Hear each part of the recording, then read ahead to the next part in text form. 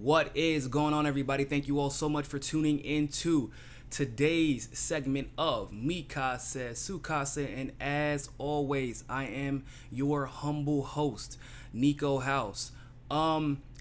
First of all, I do want to give a shout out to Julian Assange. I want to go ahead and start the show off with that because he did have this is now his third online vigil. I participated in it. Tim Black participated in it. H.A. Goodman, Kim.com, Cassandra Fairbanks participated. A lot of people from both the left and the right. We all participated because Lee Camp participated, Jimmy Dore participated, Ron Placone even came in, Jamal Thomas came in. So essentially, whether or not we're on the left or the right, we all feel this kinship to Julian Assange because in a lot of ways we owe our careers and as you know the success of our careers over the last couple of years to Julian Assange, because a lot of us had been alleging a lot of the things that turned up in WikiLeaks, but it was only because of the sacrifices of a couple and Assange's dedication to a non-partisan approach to freedom of the press. His willingness to expose the Democratic establishment the same way that he exposed the Republican establishment. That was that's a big deal. So we all went to pay our respects, talk about how important Julian Assange was, and is to the movement. To just transparency, and the fact that he is being pretty much kept against his will is sad. It's upsetting, especially coming from Donald Trump, who was literally celebrating Julian Assange during the election. If you all recall, pretty much thanked him over and over again, via debates and on Twitter and things like that, because he said he owes his presidency to Julian Assange. So I was hoping that there would be a pardon by now, or whatever. He hasn't been charged with anything. He's been exonerated by the international community, so we're still trying to figure out what exactly he'd be pardoned for. But now it looks like they're just trying to use extrajudicial methods to, pretty much deteriorate his health without him getting any help, which is wrong. There's no integrity in that. What exactly are you trying to achieve? Are you trying to decimate WikiLeaks? If they are, it's a pretty poor job. Because, the truth of the matter is you might end up galvanizing more people. You might end up making WikiLeaks stronger if you end up allowing Assange to pass away in this fashion. So do the right thing, Trump. I encourage you all to go and tweet at Donald Trump. Let him know that he's holding not an enemy of the state, not somebody who's treasonous or treacherous, but indeed a patriot for the average person, for the person who isn't fighting for the establishment, but we're merely victims of that establishment. Not only us, but really he's an international treasure because he exposed what was happening in Iraq. He exposed what was happening in Afghanistan, and there have been people held accountable from the Republican Party in the same fashion that we are now seeing people held accountable by the Republican Party, but because of what Julian Assange was able to expose. So definitely go check out that vigil. You can go to Unity4J with the number 4. You can go there, unity4j.com, or I'm going to actually have my segment on YouTube this evening or tomorrow morning, so you'll actually be able to check out my segment. I was fortunate enough to be once again interviewed by Elizabeth Lee Voss. So make sure you check out her writings, check out that interview. You can find her on Just Informed. Speaking of which, people, Facebook's getting a little crazy, right? It is about time we kind of just took a little hiatus permanently away from Facebook. Like I said, you all know. Well, first of all, for the first time this evening, we are streamlining live streaming from Facebook, Twitter, and YouTube as usual. But we are also simulcasting from Just Inform. So if you are watching right now, you can actually go to the MCSE page on Just Inform, justinform.com, and watch live streams there, and also watch live streams from any of your favorite journalists when they get when they request to become verified and get approved. So glad to have you all. If this is your first time watching on Just Informed, greatly appreciate you joining. If this is not your first time at the rodeo, but this is just your first time being part of the simulcast on Just Informed, thank you for joining as well. But everybody wants to make sure they register for Just Informed, because that's the only place when I exclusively live stream to Just Informed, you will only be able to catch it there, and you will only be able to catch it live. So definitely go and register for Just Informed ASAP at justinform.com, JUSTNFORM. And I do want to go ahead and get started. So it's kind of a sad weekend, because we found out that Ed Schultz passed away.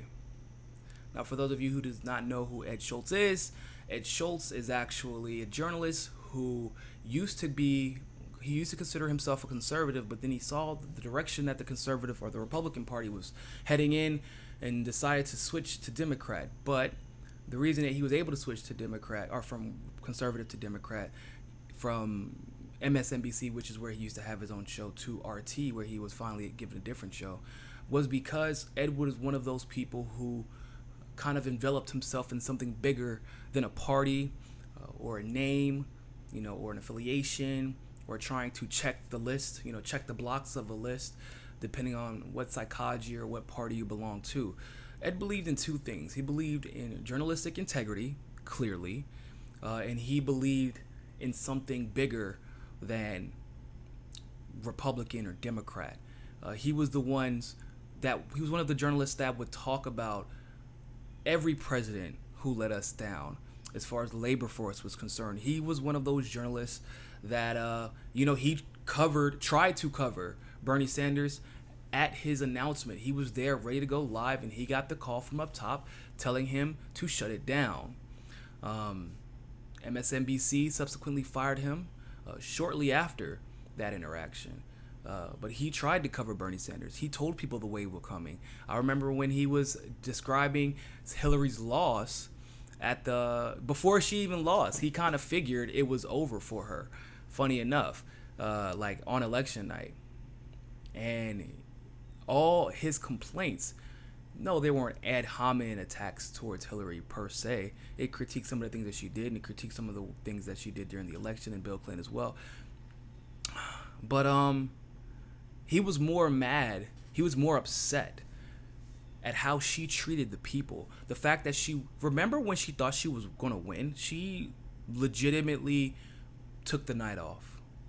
Remember that by 12 a.m. or so, probably even before that, Hillary Clinton just went off to bed. So on the night of her victory, she wasn't even going to be available to give a speech to the crowd that volunteered for her, to the crowd that voted for her, to the crowd that defended her numerous amount of atrocities, to the crowd that was with her despite knowing everything she had done, to the ones that had slandered Bernie people, slandered Bernie himself. She left them right where she left Bernie supporters.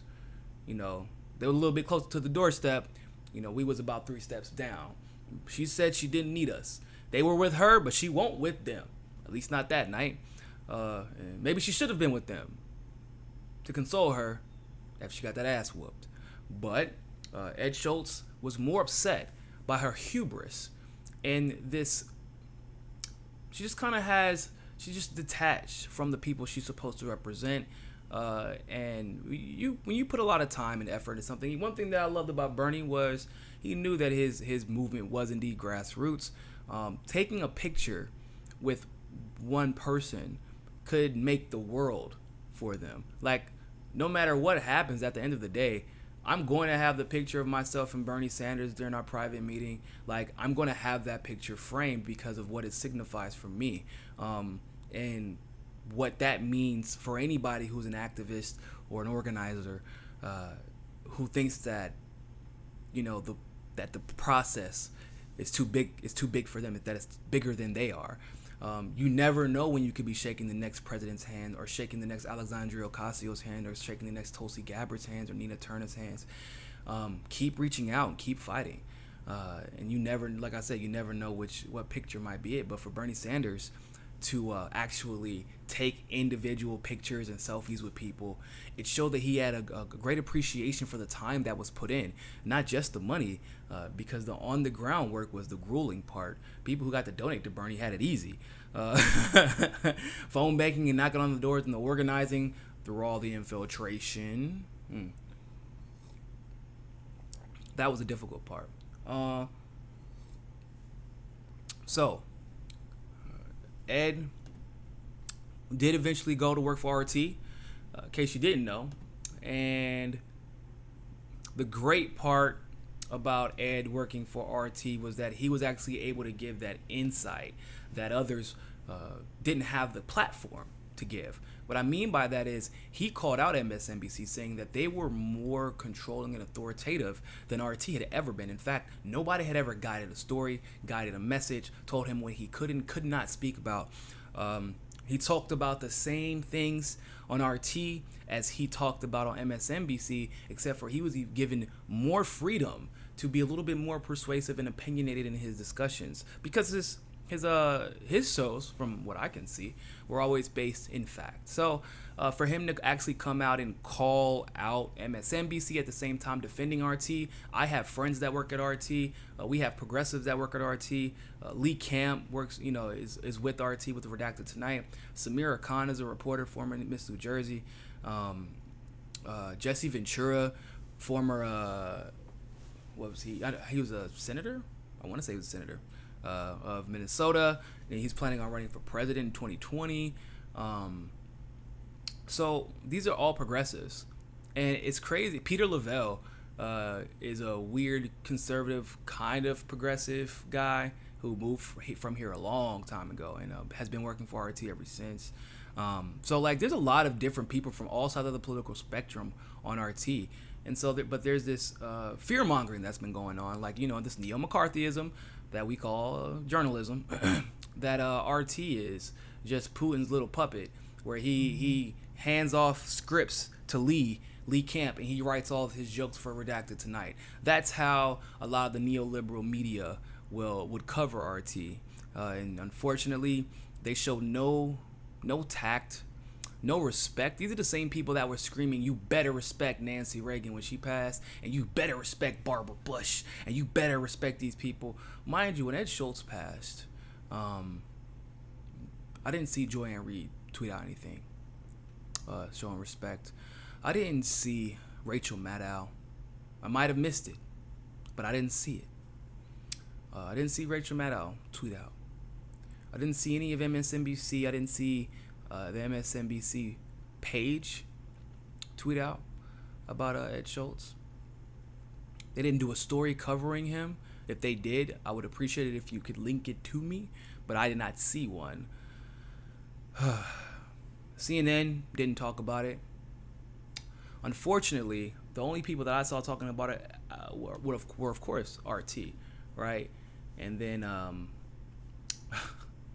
after that, it was independent journalists. That was pretty much it. Now, there was one publication that we all know and love that decided to give their final and last respects about one Ed Schultz. Yeah, Ed Schultz used to be this is the Daily Beast. And they said Ed Schultz used to be a progressive, outspoken progressive on MSNBC. First of all, especially when Ed was there was no such thing as an outspoken progressive. You got outspoken neoliberalism, that is Rachel Maddow, and outspoken shillism and selloutism, and Uncle Tom and Jemima-ism, that is Joanne Reed. But the outspoken progressive that tried to back up his stances on labor and unions and pretty much any fight that he could fight for the people, He tried to be an outspoken progressive by going to cover Bernie Sanders live on the day that he announced he was running for president, and guess what happened? Yeah, y'all crushed him for being an outspoken progressive. So while he was working for for MSNBC, the Daily Beast codified him as an outspoken progressive. A little bit later in that paragraph. So now he worked for RT before he passed away, backed by the Kremlin. You know, he celebrated Donald Trump in the way he won the election, and even celebrated some of Trump's policies. Rest in peace.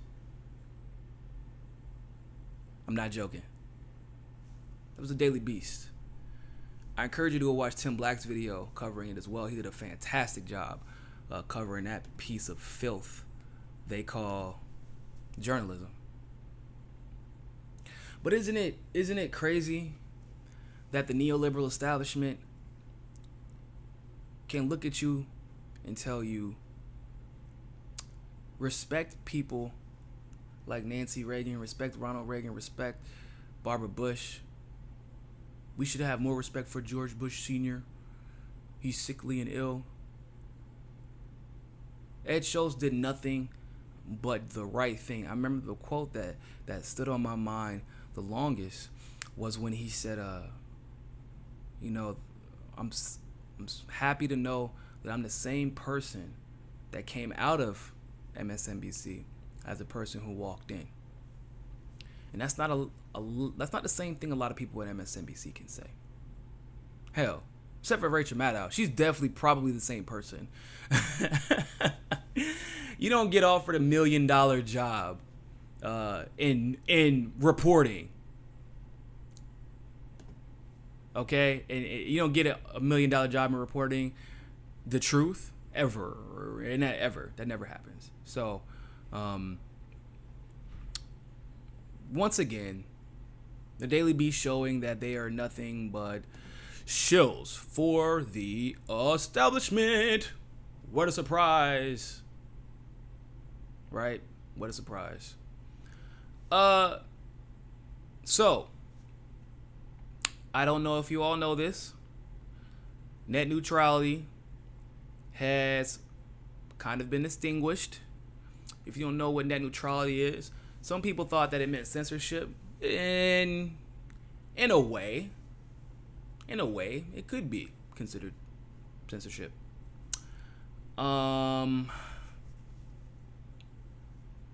But it's kind of something bigger than just mere censorship. Censorship is usually like on a spectrum of maybe A, B, C. You know, you have either total censorship, no censorship, or like kind of close to the B, which is like, we'll censor you when we kind of feel like you're taking it too far. But with net neutrality, that little spectrum has just become a rectangular sphere.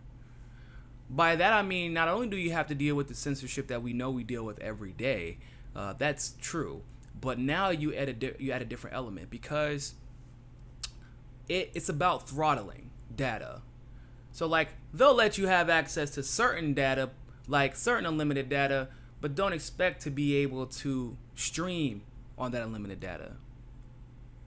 Don't expect to be able to watch your videos if you're studying via YouTube, for example, which I know a lot of college students do. Like, don't expect to be able to watch those all day, but you can go on Facebook if you'd like.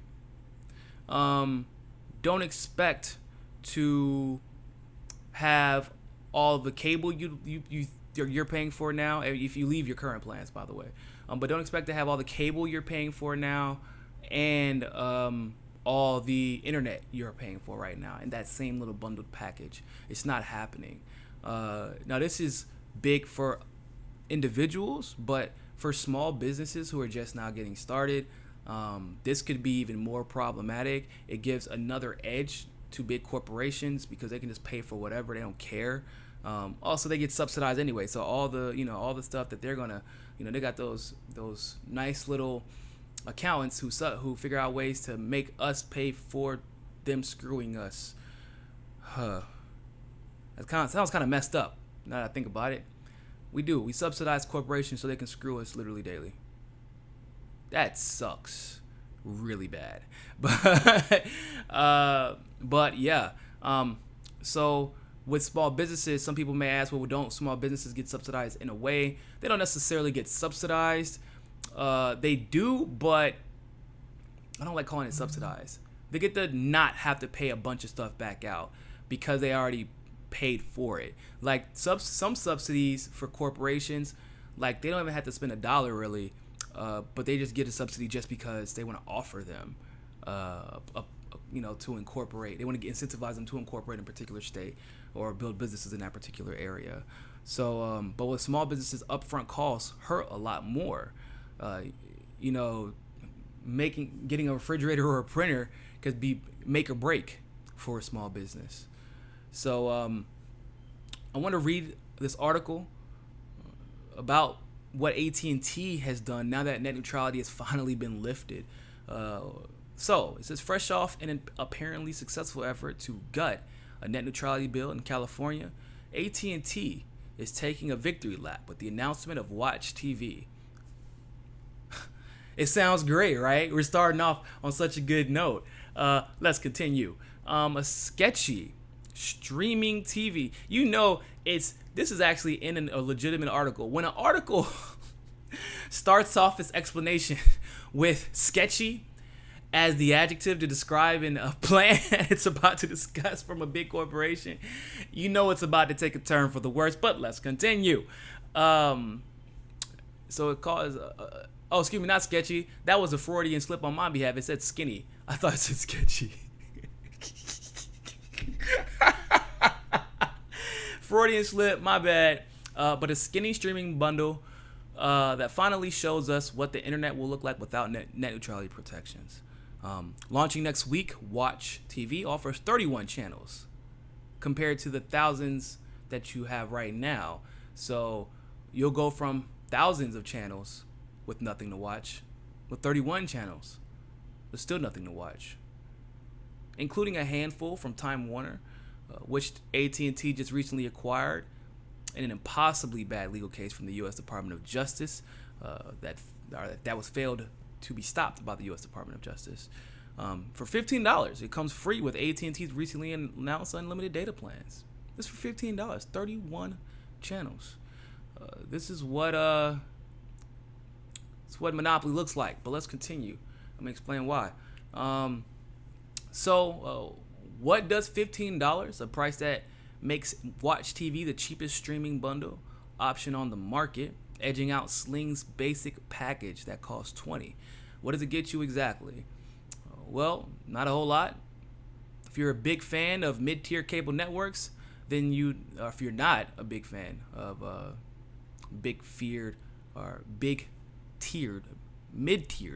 cable networks, then you'd probably scroll past all the channels. That's what they said. The lineup is highlighted by Time Warner properties, including, oh my God, do you want to talk about a propaganda machine? That's literally what AT&T, so they make us poor shit, right? And now they're saying, hey, don't worry about it. We got something for you too. Take a look. We're offering you for $15 a month.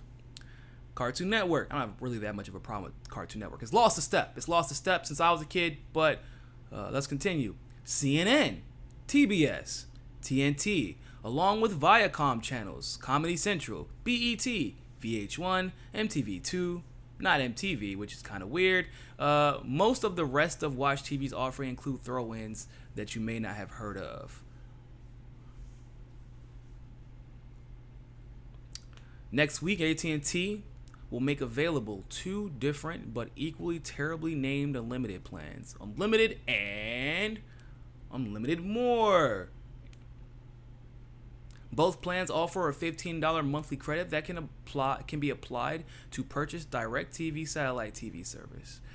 The Unlimited and More plans start at $70 per month for a single line and offers users access to Watch TV for free.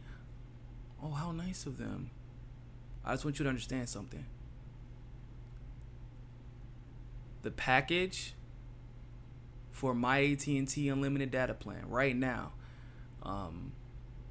is like the phone service itself is $35 roughly, give or take, and the actual data part is $30. So understand, this is data per line. And what that $70 gets you is you get those 31 channels that you're never going to watch, but you also it offers users access to watch TV and video streaming quality that will be capped at 480p. They didn't. So now you've bought your iPhone 10 or Samsung Galaxy S15 and a half Note. Right before 2 months later, Samsung releases another Samsung Galaxy X15.75 Note 2 iCloud version, because that Samsung apparently just can't get it right the first time, or once every 2 months they have to, continue to release phones. But that's neither here nor there. My point is, you've paid for this quality with your phone. I'm a big stickler when it comes to quality because I have bad eyes and I don't like straining my eyes. I'm sure a lot of you are too. But also, if I'm paying for a certain quality, I want to get that quality. I'm pretty sure you all feel the same way. It is pathetic to me that AT&T has gotten so greedy. Mind you, this is a giant that was able to buy both DirecTV and Time Warner. Do you understand how significant that is? In places where people have only really had those options their entire lives, like I know that I was kind of in that situation with before CenturyLink became a big thing in North Carolina. That was pretty much those are the only two options: DirecTV and Time Warner Cable. They had a monopoly on the market, and these are two companies that literally had monopolies everywhere. In most of the states, they had this. Very similar to like if Comcast was the biggest in your state. That's kind of like what Time Warner is in North Carolina, or was anyway. And so AT&T, a phone company, was able to buy out the largest satellite service, the second, they're the largest or the second largest cable company, and now they get to manipulate all the plans and the channels and all that good stuff how they want to. So think about how this is not a move you make overnight. This has been a planned, like this has been in the works, had to be, for at least 2 years. Had to be. No way it wasn't. Think about it. Net neutrality gets dialed back. Why Obama even put Ajit Pai on the committee to begin with is beyond me. And then, of course, Trump made him the head of that committee, which then introduced legislation despite most of the country wanting to retain net neutrality laws. Ajit Pai right now is under investigation, federal investigation for, corruption, bribery, and all that good stuff. And y'all are trying to figure out whose team these people are playing for still. Trump appointed this guy. Some people think that deregulation is the answer to everything. It is not the answer. You understand? They're telling you $70 a month. They're telling you $70 a month, but your streaming quality will be capped.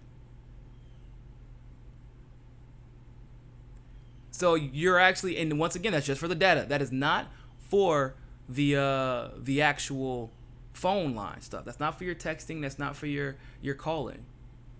So you're going to be paying roughly $100 a month to get less. So the unlimited and more premium starts at $8 a month. Oh, how sweet of them. You get 15 gigs of hotspot data. Oh my God. How sweet of them.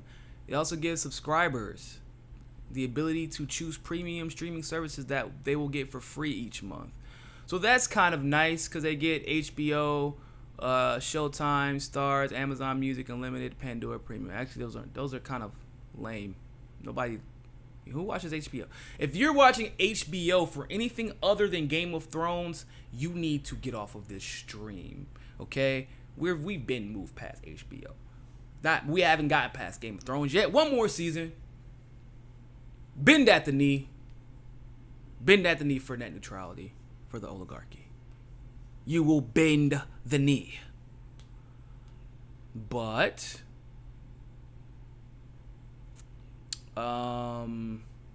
there is kind of a bright side, kind of. Don't switch your cell phone company, because the good thing.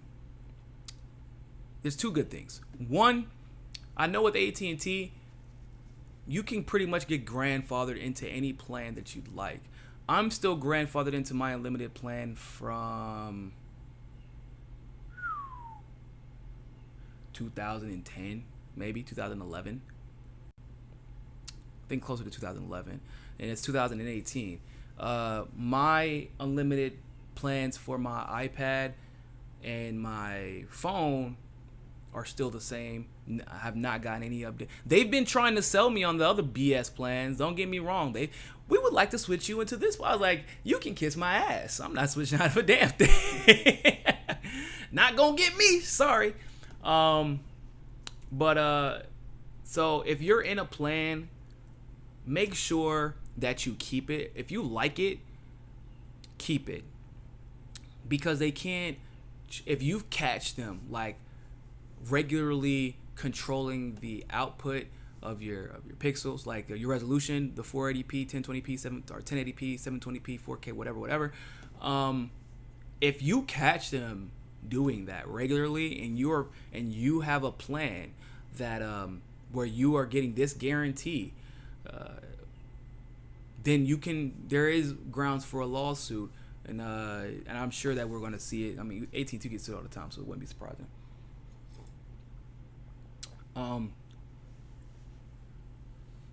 Had to get my coffee.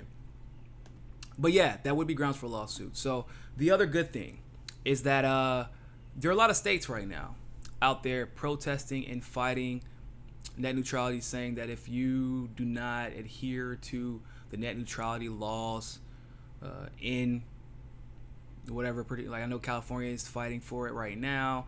I know that New York is. A few places are. So it definitely would be worth the wait. Don't just jump into something. Don't ever feel pressured to switch your phone plan, because almost every single phone plan that I know, every single company that I know, you'd be able to grandfather yourself in. So be petty. Don't switch. Don't let them sell you some BS. I know some of y'all started seeing the commercials from Verizon. Oh, we have an unlimited plan for you, and one for you, and one for you. Motherfucker, we all just want the same unlimited plan. How many ways can you dice up and dissect unlimited? It's only one word. It means without limit. I don't understand what's so hard to comprehend about that. Don't try to give me and my mom two different unlimited plans. My mom, maybe she wants to stream 21 gigs of data that month. Maybe I want to stream 100. But we don't know what we want to stream, which is why we paid for a plan that is a just-in-case plan. Just in case I feel like doing a bunch of shit on my internet, I want to be able to actually get it done and know that I'm not going to have to be charged an X amount of money. That's my rant about that. So, apparently, Hillary Clinton has not learned her freaking lesson, people. She don't get it. I don't know why. What's so hard to understand about we don't like you? What is so difficult to comprehend about you weren't good enough to beat Obama? You called Trump the worst candidate in the world, had every poll going into your favor, had, all of them was with you, apparently. That's what they said, they was with her. Clearly they weren't. They weren't with you on election day. Yeah. Take that to the bank where you burned up $900 million to take a huge loss. But people in your own party are telling you to stay away. You understand this? People, they, I don't, people, I don't understand. What will it take for this woman to take a damn hint? You tell me. I don't know. I've run out of ideas.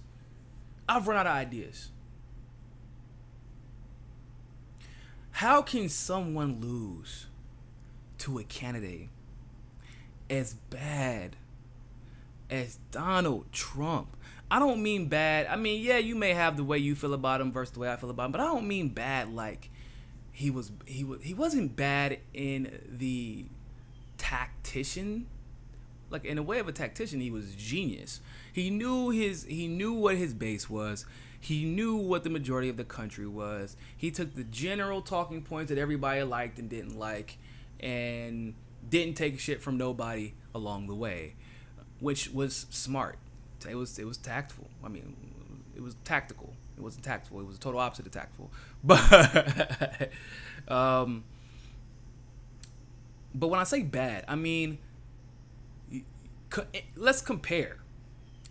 Trump was like laughed at from the beginning. All the polls were being used to pretty much favor you from the beginning.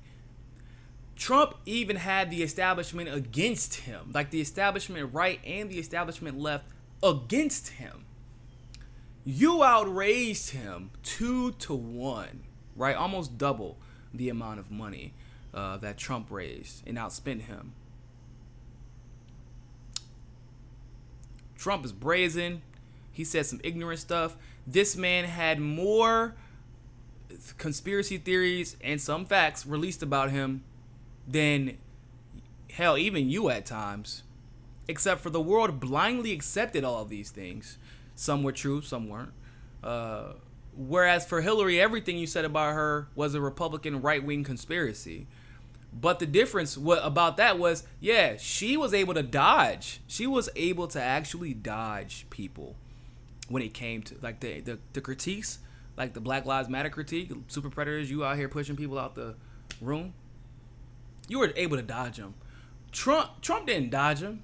He said, well, that's locker room talk. If you go to any locker room in any football team in the NFL, you would hear that most of them do speak like this. It isn't right. It isn't appropriate. But that's just what boys do. I'm sure that all of you will forgive me. And by next week, we will definitely not even be worried about this, because I will definitely win, because Hillary really sucks. She sucks a lot. She sucks tremendously, fantastically, and libtardedly. So you don't have to worry about this. Let's just move on. And it worked. It freaking worked. He actually was bodying. He was taking the blows to the body. Every accusation was assumed to be true, because in the court of public opinion, people just cheer for the team they want to cheer for. Technically, Tom Brady did cheat. Okay, not Deflategate, that was BS. But, well, not Tom Brady. The Patriots cheated.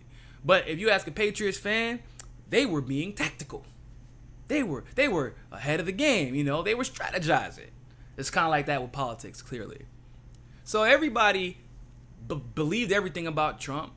And for Hillary, nobody really cared. If they did care, they would defend her to their last dying breath and claim you are a Putin puppet. That's what makes that so amazing, because everybody just believed what happened, like what was accused of Donald Trump. Everything. They even laughed at him for saying that he was going to test, or that he was going to actually check the validity of the election results, which is like, hold on. We're laughing at people for exercising their right as a candidate, and something that I consider is just it's smart to do. You never know what could happen.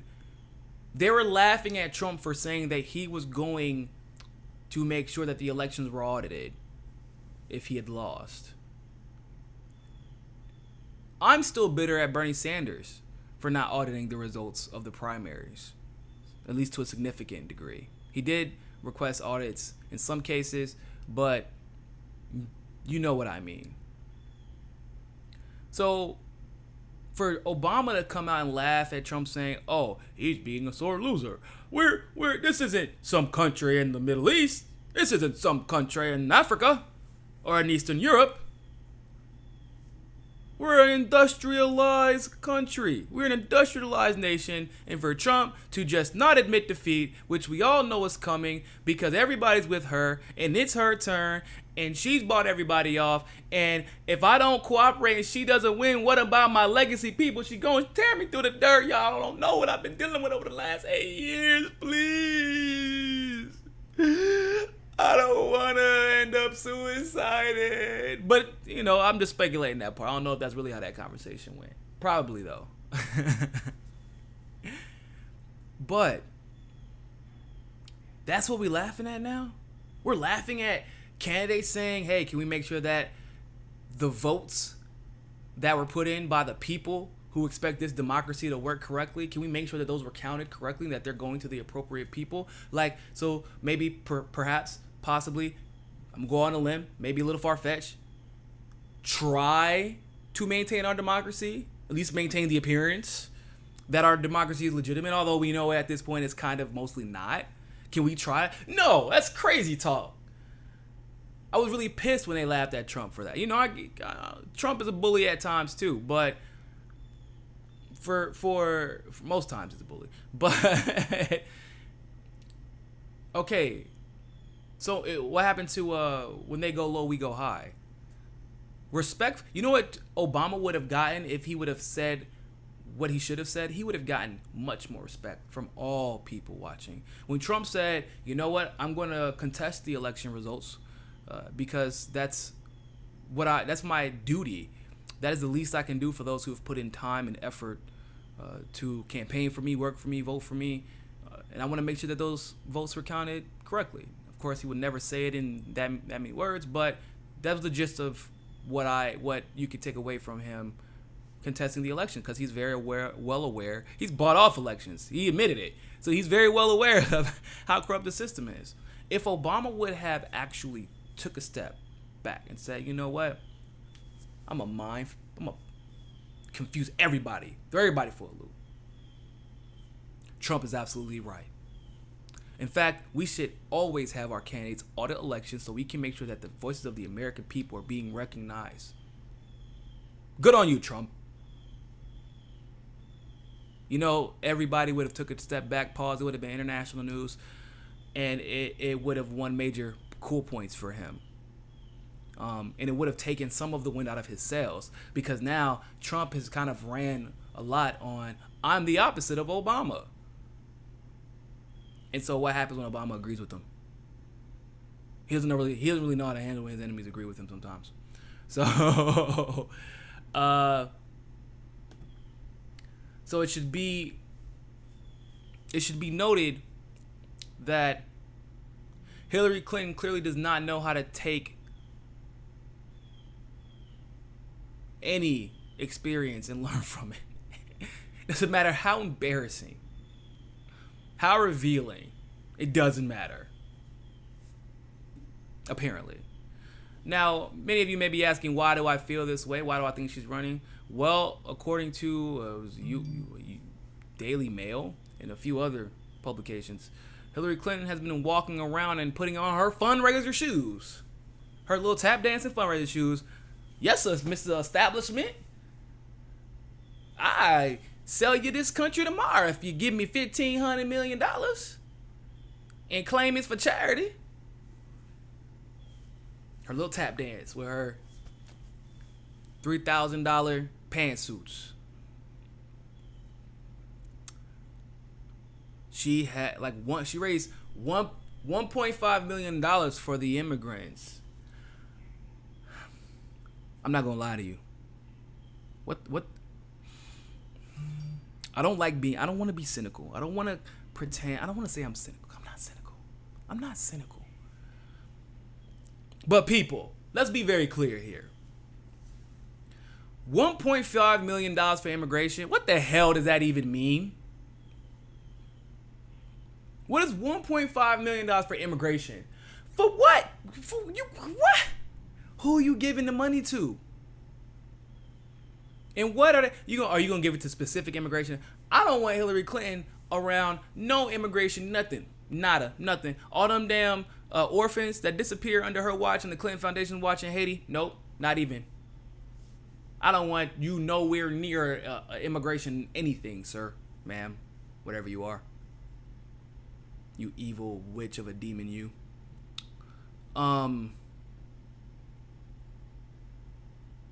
But she's essentially, when somebody goes behind closed doors and starts collecting literally millions for a cause they could care less about just 2-3 years ago, for a cause that not only could they care less about now, they could care less about it, but while she was running, she sounded almost no different than Donald Trump did, if you all recall. She was all about the wall. A lot of the issues in South America that are forcing people to want to migrate from their countries into ours is because of her. A lot of the issues that people think are being caused by socialism in Venezuela, it's actually not socialism that's the issue. They are rich as hell in oil. If you think socialism is going to stop an oil-rich country from prospering, then you have another thing coming, sir. It's not how it works. But they have, however, been destabilized. There was a regime change initiated by Hillary Clinton, propaganda everywhere. We already know about Honduras. We already know about Ecuador. We already know, Haiti.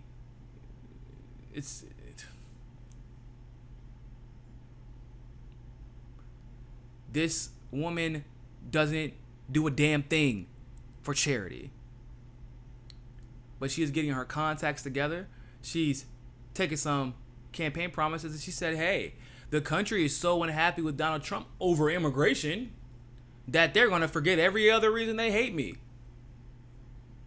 Woman, you cannot be this stupid. You're really going to embarrass yourself again. Like, do you understand, people? If she runs again, they will try to cheat. Okay.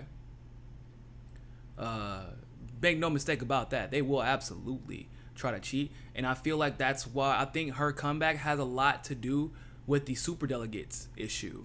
Because they believe that Hillary Clinton could make it a contested convention.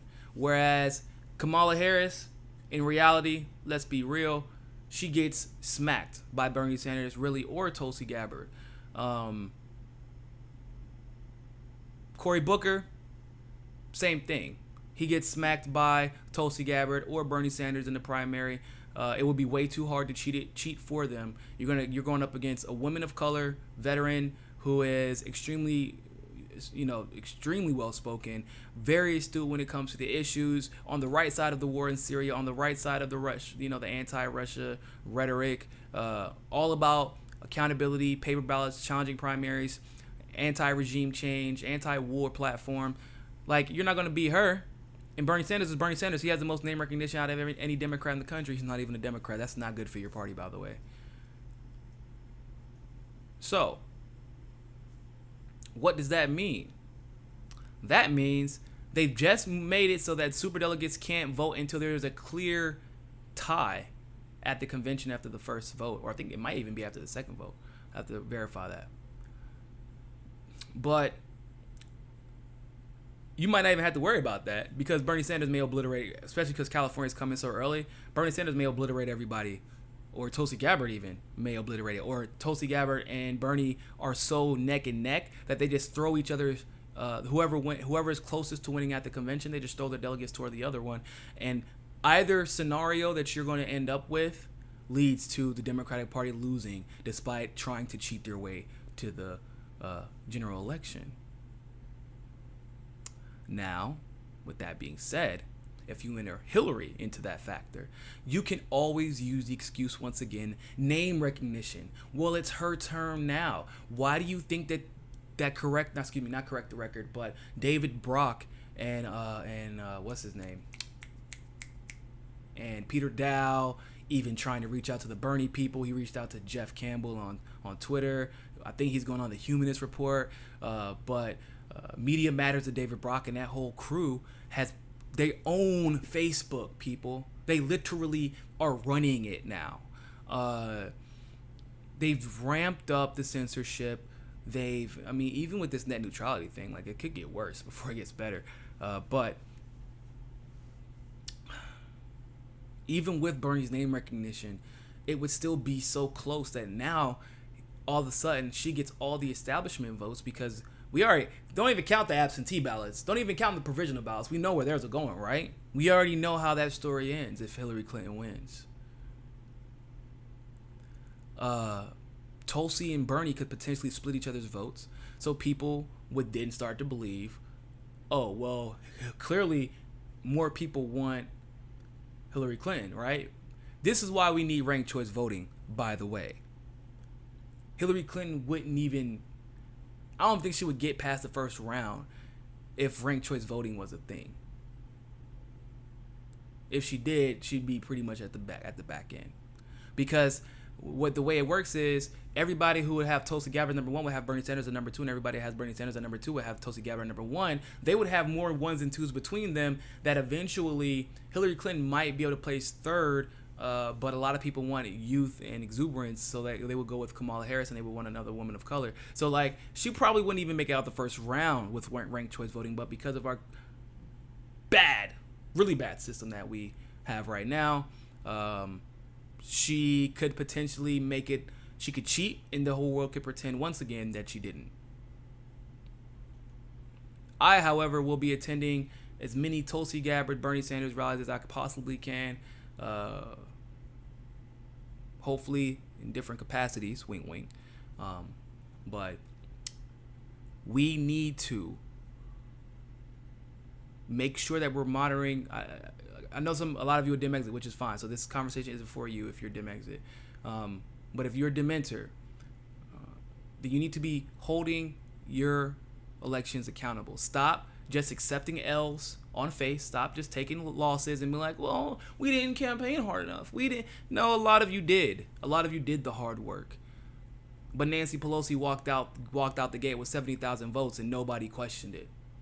When nobody else had a vote, which means almost every single absentee ballot and provisional ballot went to her, if not every one of them. That is ludicrous, people. That is insanity.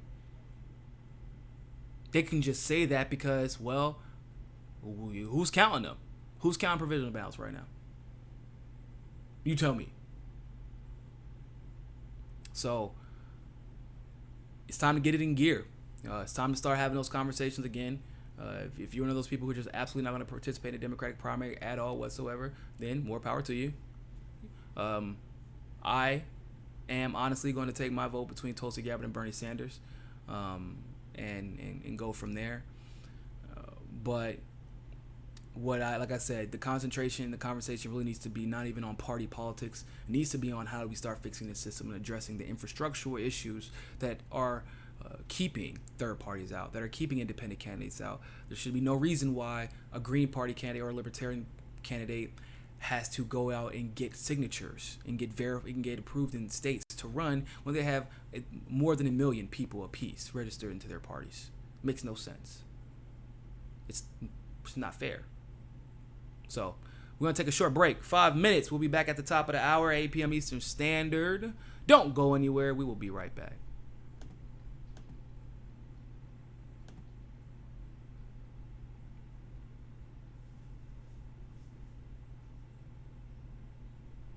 All right. Sounds good.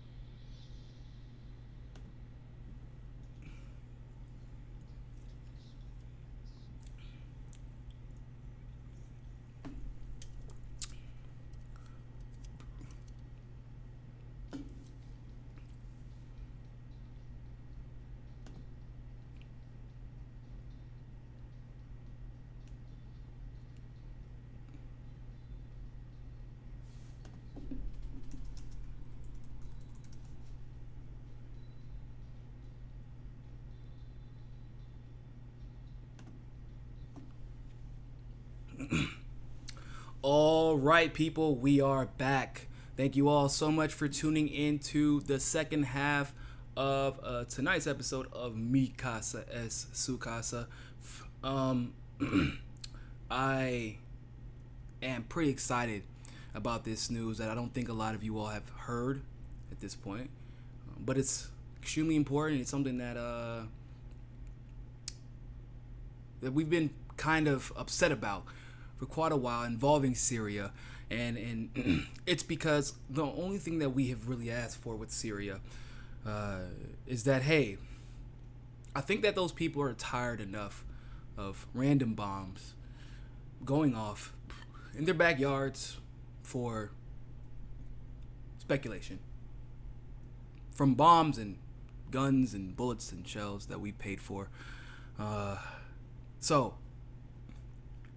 we don't know whether or not Assad did it. Yes, it's suspicious a little bit that Trump is going back and forth with his administration about pulling troops out of Syria right before the alleged chemical attacks went off. But hey, we don't know whether or not Assad actually did it. Yes, even the last time that Trump pulled out the CIA from Syria, and then chemical attacks coincidentally went off then too. They didn't have any proof and then attacked for no reason. And then we found out later from Mattis that there was no chemical weapons attack, or at least no evidence of a chemical weapons attack. So that doesn't, ignore that too. We don't know whether or not Assad was guilty or not guilty, but that's fine. All I ask, all you ask, all that most of us asked is, before we go, destroying homes, bombing facilities, throwing out dictator-esque propaganda like, oh, Assad, the ruthless dictator. Assad, its people hate him, they're crying, they want to leave. All 50 rebel factions that seem to be funded by the exact same people. They're rebels, they're not ISIS. What are you talking about? That didn't happen. We don't know what you're talking about. All we ask is that you investigate. Now, I might be crazy, but I think that's a pretty low bar. I think so. You feel like that? I think that most of us would agree. Hey, before we bring down hellfire on anybody, can we investigate? This is crazy, right? Coming from the country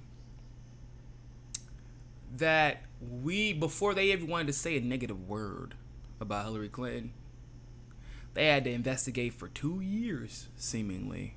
They're still investigating about Clinton. Still, to this day. We have to make sure we have absolute proof. Abso-freaking-lute proof before we just hold one person accountable and then everybody attached to her. But we got to do that before we hold somebody accountable. But when we're launching rockets at innocent people, or potentially innocent people, you have a little bit more leeway with that. The burden of proof isn't as high. We don't really need an investigation before we just let the rockets off the chain. That would tell them our plan.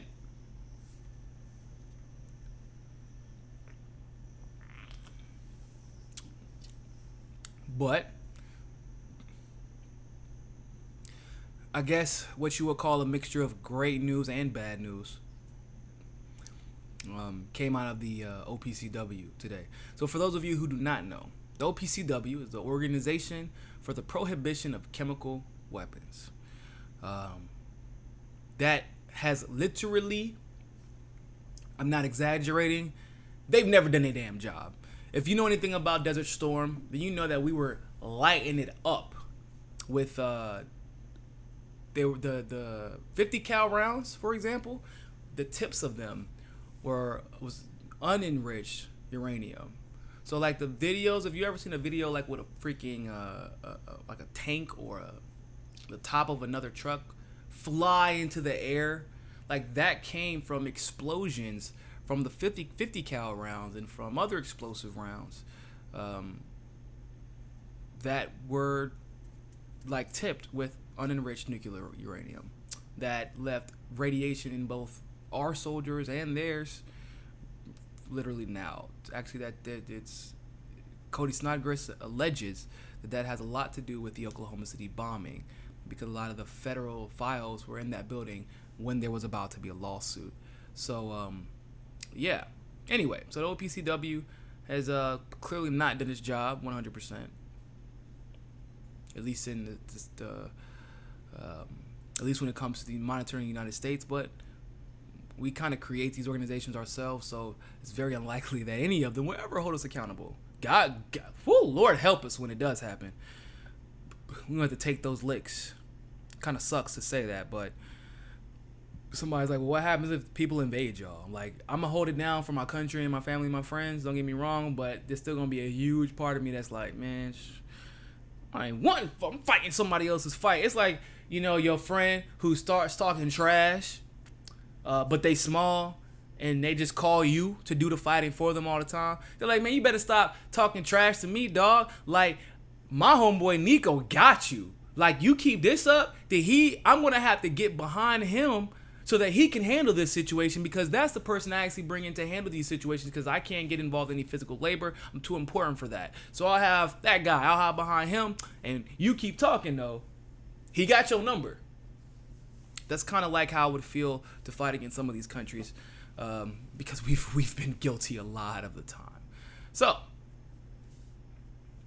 according to the OPCW report, they did issue a fact-finding mission into the chemical weapons use allegations in Douma, Syria in 2018, and the Al Hamadaniya and Karm al-Tarab in 2016. So, this is why. So the fact-finding mission, which was initiated on July 8th, of the Organization of Prohibition of Chemical Weapons, or the OPCW, issued an interim report on the FFM's investigation regarding the allegations of chemical weapons use in Douma, Syria, April 7th, 2018. The fact-finding activities in Douma included on-site visits to collect environmental samples, interviews with witnesses, data collection, and all those types of things. In a neighboring country, the fact-finding team gathered or received biological and environmental samples, and they conducted witness interviews. Let's see how thorough they were. The OPCW designated labs conducted analysis. The results show that no organophosphorus nerve agents or their degradation products were detected in the environmental samples or in the plasma samples taken from alleged casualties. Along with explosive residues, various chlorinated organic chemicals were found in samples from 2 sites, for which there is a full chain of custody. Now, let me clarify this, people. Chlorinated organic chemicals. First of all, let me just say that organic chemicals is kind of weird, but whatever. Do you clean your house? Do you have Febreze? Do you have Clorox bleach wipes? Do you like anything of the sort? Those are all chlorinated chemicals. So that's why they premise with saying, by the way, the results show that no organophosphorus nerve agents or their degradation products were detected in the environmental samples or in the plasma taken from alleged victims. So what you were telling me, people, is that we literally launch rockets at facilities. I don't know what the facilities were. I don't know what they were for anymore. Okay. But they didn't. Nobody.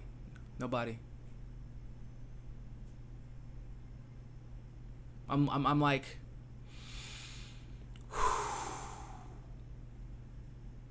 this is getting frustrating because how could you? I'm like, I must be a coward, because how could you live in a country like Syria, hell, in a country like Palestine, in a country like Venezuela, Honduras, Iraq, Afghanistan, even Iran right now, knowing that the biggest juggernaut, weapons-wise, artillery, economics, and in just power-wise, and their little butt buddy Great Britain, they can unleash hellfire on you for literally no reason at all, without an investigation. Knowing that if Iran just unleashed a slew of rockets into Israel, it would instantly ignite World War III. Especially if they went boasting about it in the way that the United States has done. Even especially if they're trying to blame Israel for something that they hadn't even had any proof of doing, right? Or even in some cases been disproven, like where the allegations have been disproven because 2016 they didn't find anything, 2013 they didn't find anything. Mattis confirmed this, the OPCW just reconfirmed this for you, and now we found out in 2018 same exact thing. People, I gotta be a coward, or those people are incredibly brave. Because to live in a country where you have this bully across the water who can just fire off rockets at you whenever they feel like, over selfish interests in which you likely have nothing to do with it.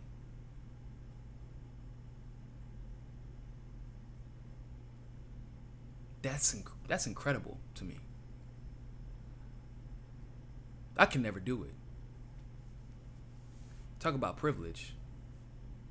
How does it feel to know that nobody will ever run into your house because some country paid them to pretend like their enemies are allies?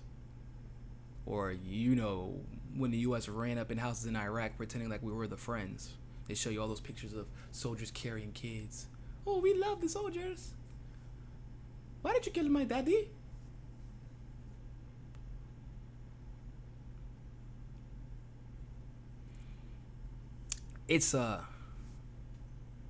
I'm happy that Assad was exonerated. I'm happy that the Syrian army was exonerated. I'm happy that it seems to me that even though the OPCW was put together by the Security Council, which obviously is headed by the United States as a permanent member, but it seems to me that the OPCW has done and is doing a thorough job, a nonpartisan job, and even taking a look back in 2016, for them to have gone into this much detail where they could have just did a little quick scrape, and then they did it. It does give me a little bit of hope, because transparency and exposure is the first step really into finding solutions. But we just gotta start talking about this stuff. When does it end? Good God. When does it end? When do we start saying, when do other countries finally just get fed up with us? I'm serious. Now, luckily, from everything I've read, there weren't a lot of casualties, if at all. The numbers have been somebody said 300, somebody said 3 soldiers. So, I mean, it really depends. Even Syria's media hasn't been clear about the amount of casualties, and I think that was for a reason. I'm actually in a weird camp for this particular situation. I think that Trump pretended like he was okay with the process not being investigated, but he remembers how they made him look like a fool last time. So he said, cool. We'll attack some random buildings. I think that he called Putin because him and Putin are indeed homies, but not in a bad way. I think that they both have the deep state coming after them, and so they have to work together in some ways, and I'm okay with that.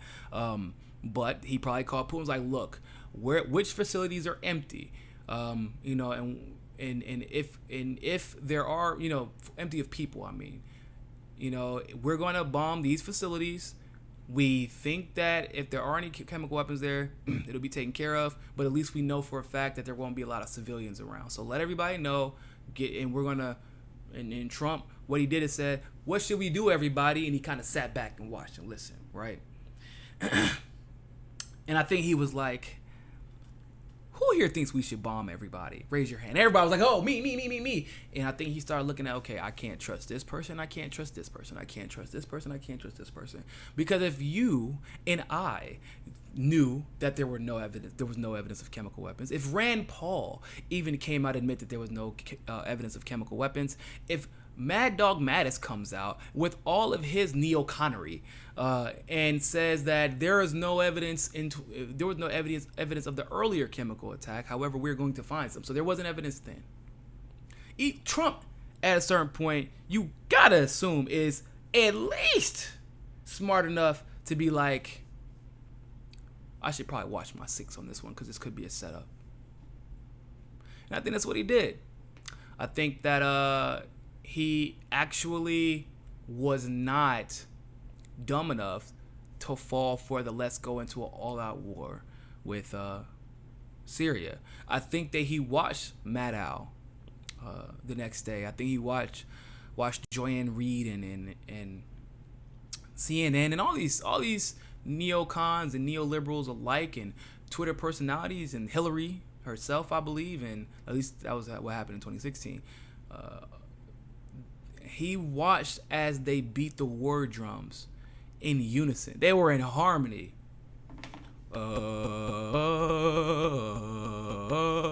Bomb Syria so our stocks can go up. In unison, they all beat the war drums, and I think Trump was like, yeah, I'm going to take a step back. We're going to see who's going to tell me to do this, knowing we don't have proof. And then I'm going to start making some cuts to the team after that. And I think that's what he did. Which, like I said, is kind of smart. But we still shouldn't be able to just launch rockets at whoever the hell we want to, all willy-nilly, without an investigation. Period, point blank. There's no other way to put it. I'm sure most of you would agree with that, right? I don't care if you're on the left or on the right. We shouldn't be able to just bomb people when we freaking feel like it. Now, this point leads me into the next big thing that I don't think a lot of people have covered, which is the North Korea deal, or the lack thereof, or the one that once was. I don't know anymore. When Trump came out and said that he was going to be willing to work with North Korea and make peace, I don't understand how people could have been mad at that.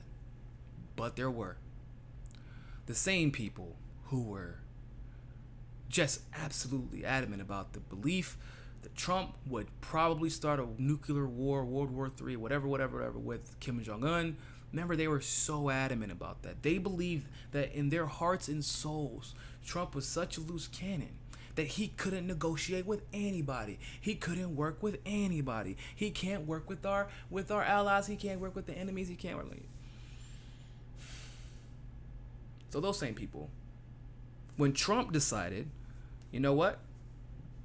I'm going to work with you. Let's see what you got. And everybody comes like, whoa, skirt, pump your brakes. You can't work with them. Why can't you work with? I don't understand. What's the issue?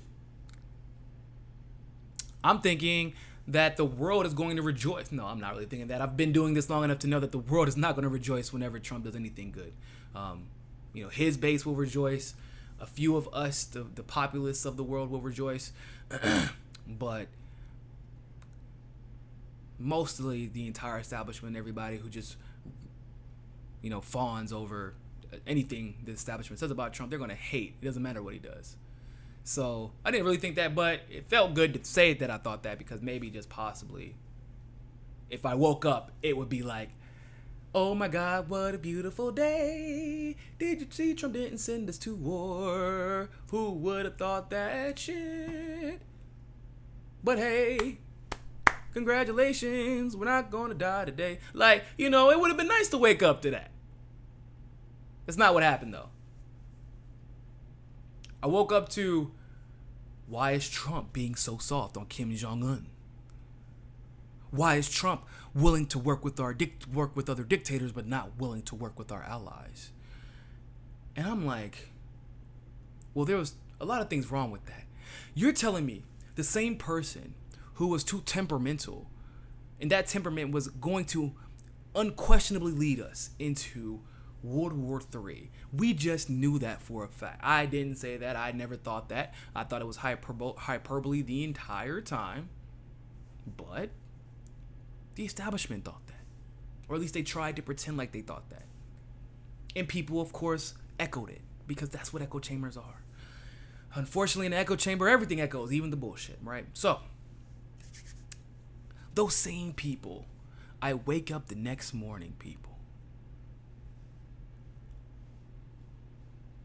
and holy freaking shit, I was like, did Rachel Maddow just try to spin this as to somehow Putin is influencing Trump to create peace with Korea? Oh my God. I didn't know whether to laugh, because it gets worse, people. It gets worse, actually.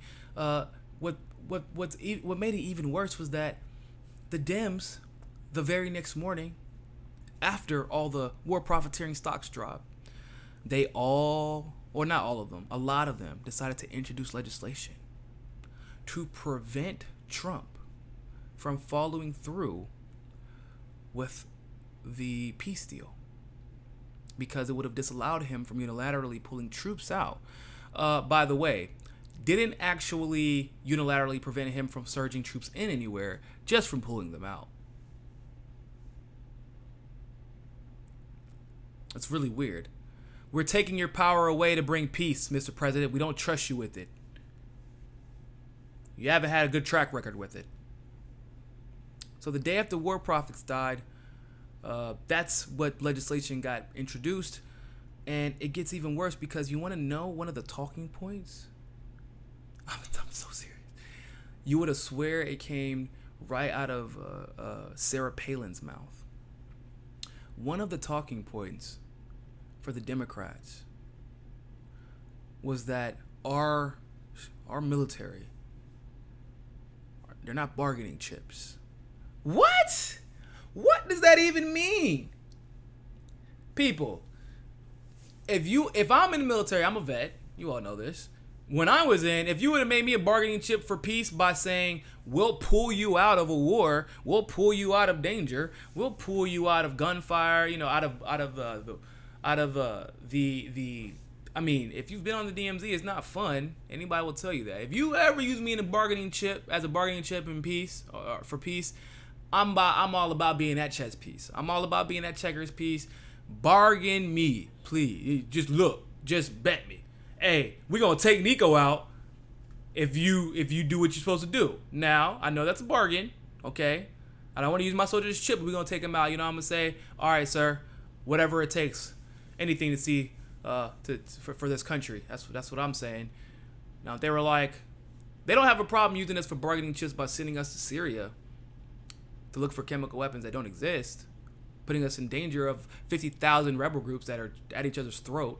We don't know whose side we're on at this point.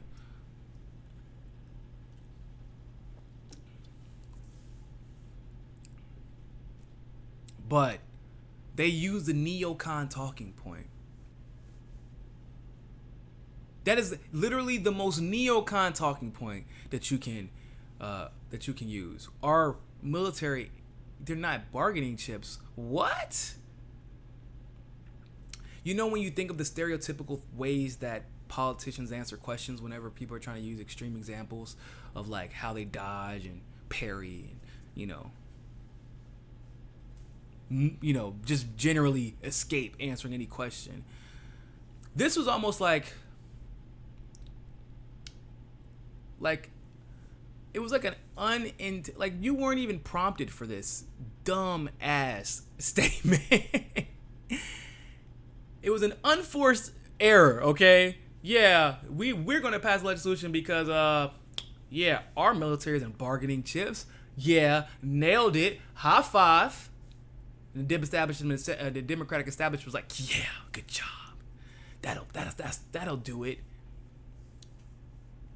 So after the North Korea deal was looking just fantastic, after Trump showed humility, after he put his hubris to the side, actually, which I, till this day, find to be one of the most commendable things that any president has done. Whenever Trump, as a sign of good faith, made the decision to pull troops out of the peninsula, stop the exercises because they made Kim Jong-un uncomfortable, that showed me, demonstrated that Trump understands why most countries would be a little hesitant to take our word for anything. Just look at what happened in Iran. After we supposedly weren't going to, we put sanctions on them for nuclear weapons, but then we ended up throwing more sanctions on them even after Iran deal because they launched a satellite into the air. They launched a satellite. We just put more sanctions on them. Didn't give a reason at all. Other than, well, ballistic missiles may have violated the deal, but our goal in the Iran deal, like I said, the Iran deal is malarkey. It's BS. Just in case you're wondering, they were still slapping on sanctions on Iran, and then at the same time, like, give me a reason. Like, if you're feeling froggy, then leave. We're gonna still slap these sanctions onto you, because how else do you destabilize a country that's going to be a threat for you economically? You cripple them and say that their way of life isn't working, and then blame the leaders for it. So people are, uneasy. They want to protest. They come in, they jump out at you saying we want regime change, and America just steps in with this magnanimous military. We say, hey guys, we got you. Here's a PSYOP pamphlet for you, propaganda pamphlet for you. Come list in our rebel military. Here you go. Here you go. Here you go. Here you go. Next thing you know, we have another Ayatollah in power. But it's neither here nor there. My point is, Trump demonstrated a little bit of humility. And that is something that I think goes greatly unrecognized by everybody. Nobody's really talked about it, not even on the right, which is surprising because, at any for all the mainstream anyway, it's literally always Trump just took a dump. Look at how that is chocolatey rich. Is that a diamond? Is that a diamond in there? Oh my God, Trump. Oh my God. And Trump's ass, well, yes, that is a diamond. Truthfully, I can't eat chicken wings without diamonds in them because, well, I have very exquisite taste, even for a president. It's really hard to keep up this amount of energy, going golfing every week, and being the president can be a little stressful, and the diamonds help me keep my energy up because, quite honestly, they sold out of baby blood. So diamonds it has to be. So, and he would literally co-op, but I'm just saying. But that's usually where his hubris is at. But Fox News did not take advantage of saying, like, look, this is actually a different version of Donald Trump that we saw in that particular deal. Gained a little respect for him with that. But everybody tried to turn it into a negative thing.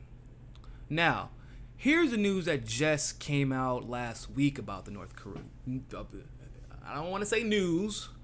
I'm going to say the allegations that are totally 100% baseless. And in fact, not only are they baseless, we have reason to believe that they are just straight up lies. So, NBC got intel.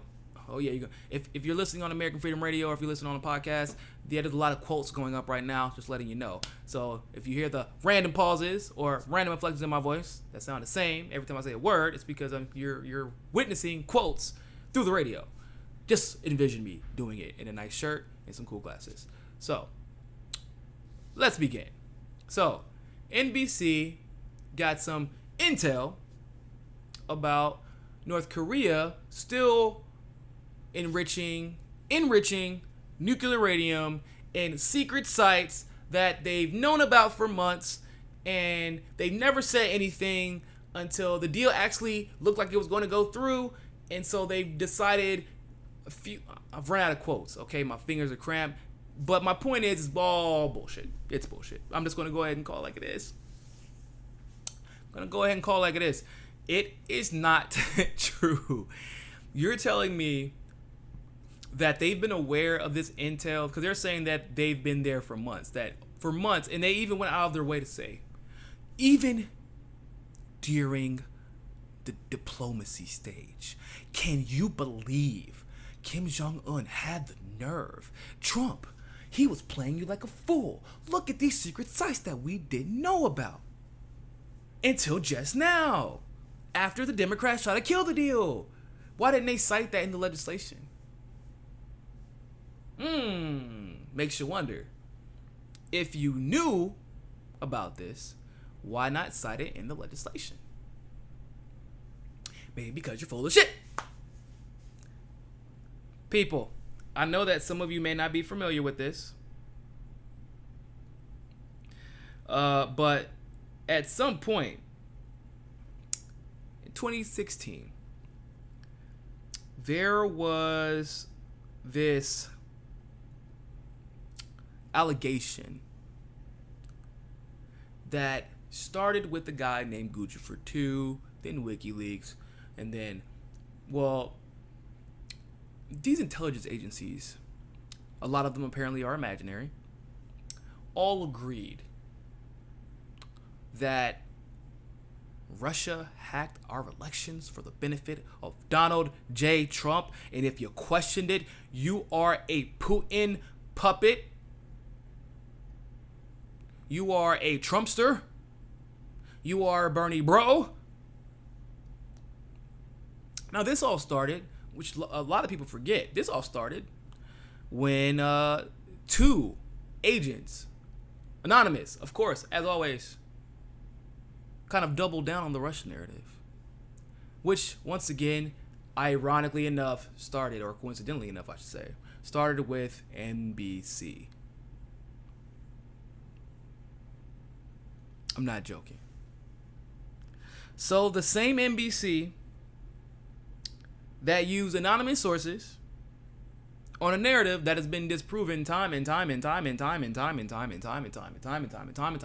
again.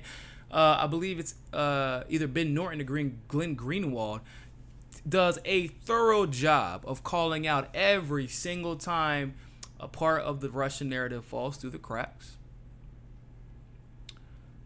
Now that we know about the corruption within one intel organization as far as the Russian narrative is concerned, the FBI, we're going to be silly enough to believe that the CIA wasn't just as corrupt.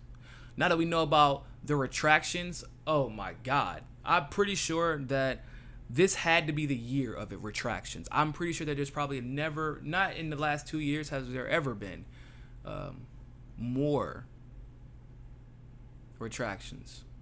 Just from at every level. MSNBC, CNN, all of them. New York Times, every single article from the Daily Beast that never gets retracted, although they should be. We've never seen so many retracted articles, and yet they're still hitting you with the bullshit. If I made an allegation like Russia is hacking our elections, people, and I didn't come to you with anything other than I got this directly from this person in this position because of this, and even still some of y'all wouldn't believe me. Trust me, I know. I had a little experience in it. Even with names in the track. But MSNBC walks up and says, hey, just take our word for it, peeps. Take our word for it. We're pretty positive this time. We're pretty positive again that we're right about this. We think that there are probably weapons somewhere. Hold up, boy. Didn't y'all tell us that there were weapons also in Syria? Remember that? Y'all. Well, yeah, that was different.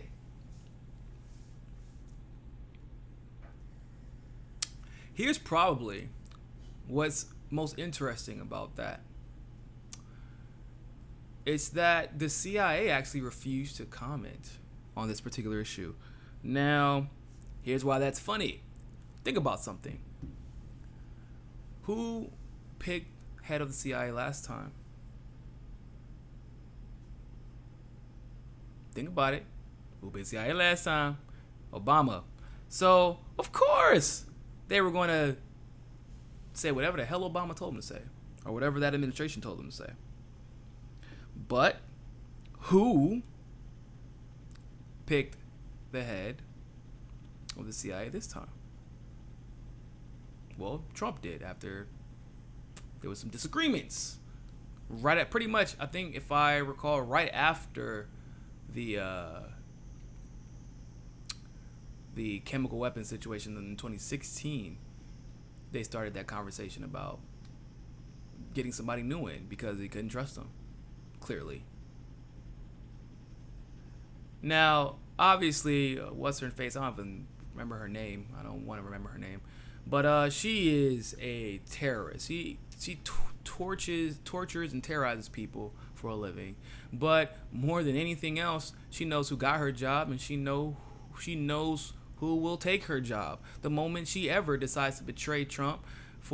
Trump is petty like that. He will call you out on your bullshit. And so if you're going to make an accusation that could potentially embarrass him and end a peace deal that his career would probably be codified. There are people right now arguing that Trump is one of the best presidents in history, and I'm not in that camp, but there are people who argue that.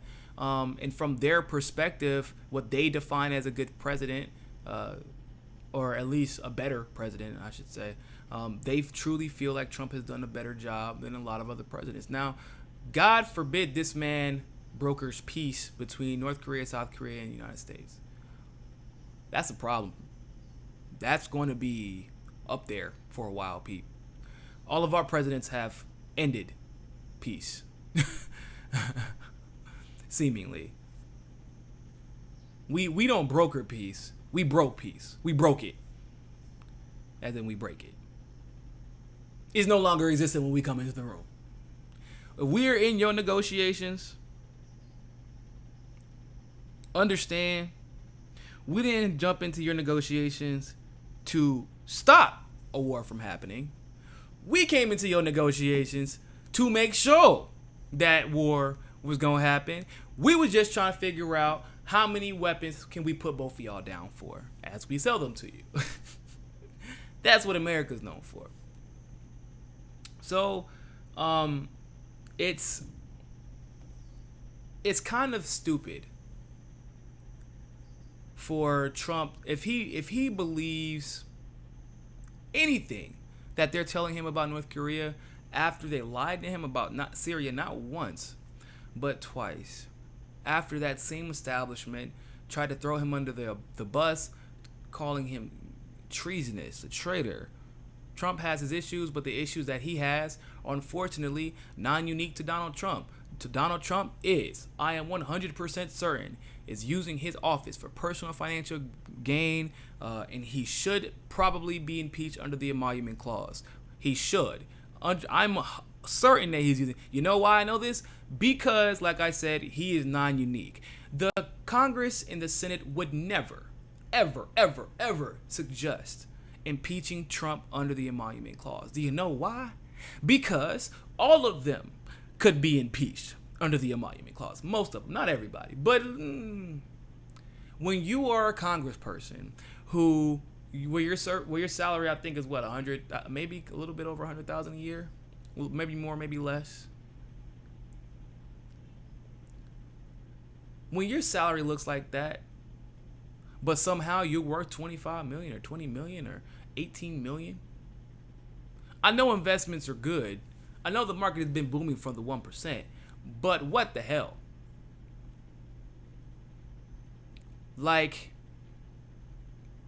Hillary Clinton was Secretary of State while the Clinton Foundation was just raking it in. Literally. Obama, what? He was worth 300,000, 400,000 before he was president. Michelle, on the other hand, was racked out shoddy. Okay, what that means is Michelle's worth 13 million because she's been a powerful attorney. She was already working with the government in Illinois, so that's not really all that surprising. But by the end of it, Obama was worth 13 million. Any decision that he makes potentially, or at least no, it's hard for me to be okay. Like, so for example, it's hard for me to be okay with the president investing in the stock market while they're actively in office. I mean, you don't have to pay for anything. Maybe you can leave it in an account that accrues interest, but like if you're going full on aggressive stock market, like one speech can influence everything in the market, and you could profit off of it instantaneously.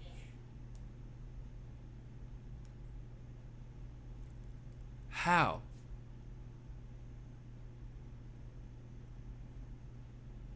How? That shouldn't be okay. But Obama did it. Hillary profited off of her office. Trump is unquestionably. I think it's silly to think otherwise. I think you are being naive. If you know anything about politics or politicians or about billionaires, billionaires don't stay billionaires or become billionaires without taking advantage of their opportunities. That is not what they do. There is a rule that I generally live by. There is no such thing as an innocent. There's no such thing as an innocent billionaire. It's impossible. It is an impossibility. What I mean by that is you're partaking in, investing in,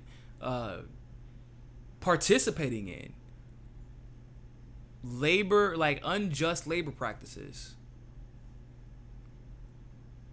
And that's like a minimum of the bad thing that you're participating in. So, or you're taking advantage of a position that you're in, that you were elected for personal gain. No such thing as an innocent billionaire. Even the good ones. And they'll even tell you that. So, I think that Trump needs to be mindful of the people he keeps around him from now on. You cannot allow. You do some idiotic things sometimes, you say some idiotic things at times, but don't be an idiot. Don't let your legacy be ruined, even though you have all the evidence to show, right? Hey, they lied about Russiagate. They lied on you about Russiagate. The one thing that they could get you on, they're not going to get you on because you know as well as they do, they're all profiting from their offices. At least that's the majority of them. You're not, like they lied about Syria the first time. They lied about it the second time. We've recently found out they were lying about it in 2013 under Obama with the quote unquote red line that Obama conspicuously put out there right before it was crossed. What a coincidence. Because everybody, whenever I want to fight with the United States of America, when they tell me not to do something, I specifically do it because I think I can win the war. Nobody has ever said that ever. Nobody. Except for Hitler.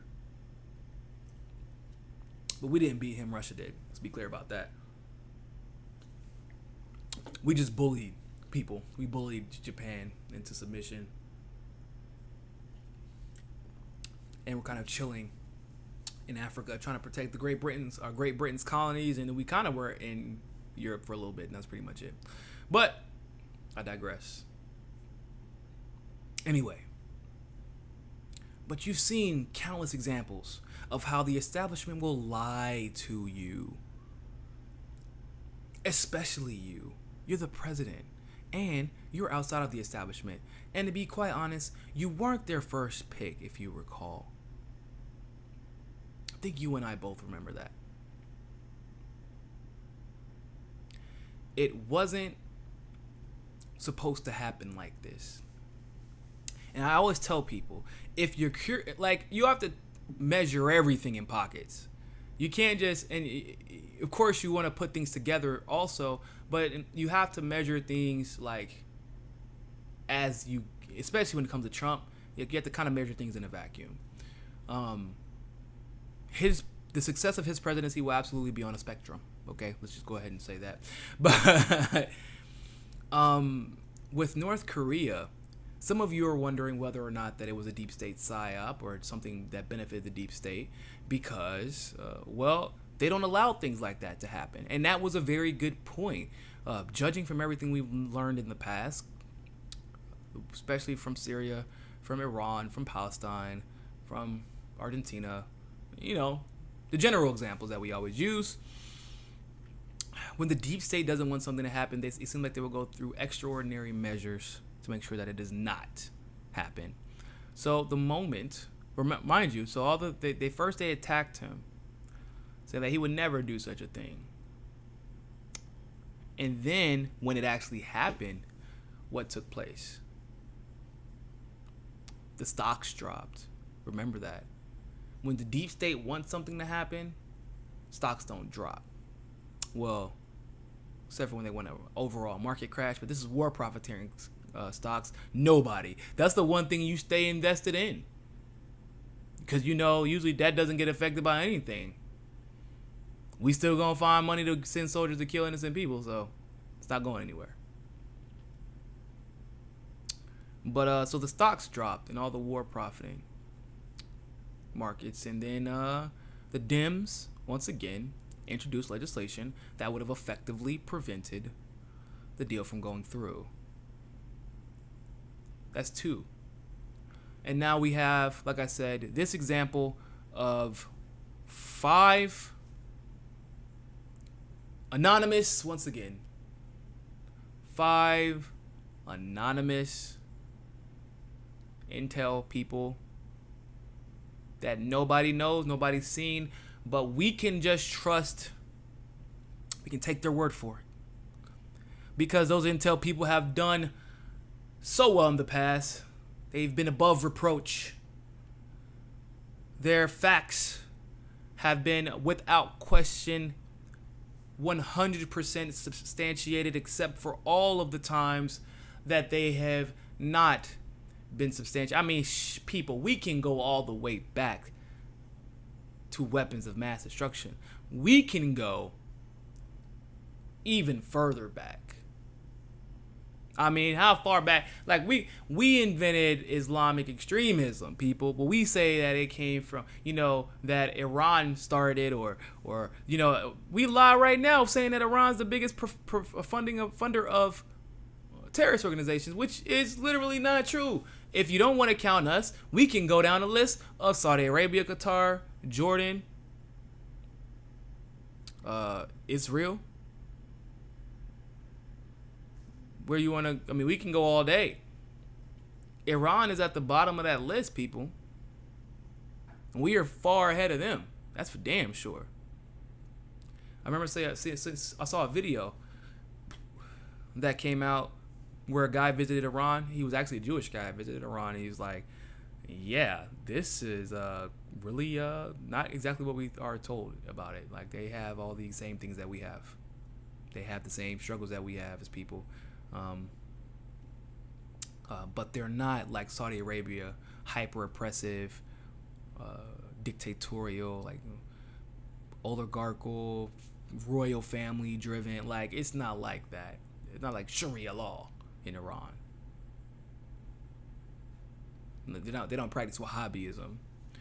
But my point is, it really points out the lies that were sold every single day about Iran. We were sold lies about Cuba and life there, and who was really on the side of the working class people and all that good stuff. We were lied about.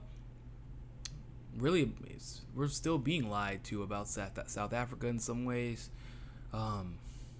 We were lied to about. We're being lied to right now about Brazil. and why their currency is so unstable. That was us. We did that. We also unseated their first, one of the guys that got to be the first president, super nationalist, not like back then when it wasn't bad. He wanted to like nationalize their economy. Yeah, you're a communist. Remove them, regime change, and we permanently deteriorated their economy. There's no reason that Brazil shouldn't have the same, if not better than the United States. And I say that because they have damn near permanently tropical climate in almost every part of the country, with the same resources, if not more, as the United States. Same demographics, racially, ethnically, and otherwise. Same opportunities, but their inflation is insanity. It's crazy, up and down, up and down, up and down. So that's another country we're lied to about. We're just told that their economy is unstable, but they don't tell you exactly why their economy is unstable. And that on the impeachment, that where those millions of people were all out at the same time, that was staged. It was like the Women's March. It was paid for. We're lied to about Venezuela right now. They tell you that socialism killed Venezuela, which is totally untrue. Venezuela has always had an unstable economy. Not as unstable as it is right now, but just think about this. And I need you all to really understand something. When you have that much oil, socialism is not going to do you in. I don't give a damn who you are. They're one of the most oil-rich countries in the world. Socialism didn't kill them. The United States did. And if you ask most people from Venezuela, they will tell you this. So we're lied to about that.